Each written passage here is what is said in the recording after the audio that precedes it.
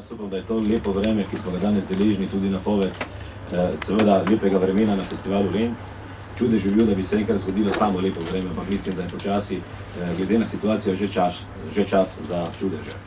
V tej težki situaciji je seveda program zelo težko pripraviti, zaradi tega, ker imamo velikanske probleme z sponzorskimi sredstvi. Zaradi tega smo toliko bolj veseli, da nam naši stari partnerji, predvsem Nova KBM, še vedno stojijo ob strani, ker brez njih zares zanesljivo ne bi mogli izvesti tega festivala.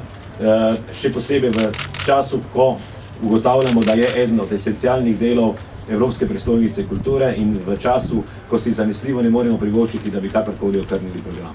Programa v letošnjem letu nismo okrnili, mislim, da smo ga celo uspeli na nek način še nadgraditi. Torej, v letošnjem letu bo še ena novost, o kateri bi kazalo spregovoriti. Uspeli smo dobiti sponzorsko avtobus, ki bi naj z krožnimi vožnjami pred začetkom festivala, torej zvečer in potem, ko se prireditve zaključijo, naredil krožno vožnjo po Mariboru, predvsem torej popeljal invalide, pa seveda tudi druge obiskovalce. O tem vam, kar je prišlo skoraj da v zadnjem momentu, vas bomo seveda še obvestili in o urnikih in o vseh teh stvarih, ampak mislim, da na ta način tudi nekako popestrimo dogajanje na samem festivalu.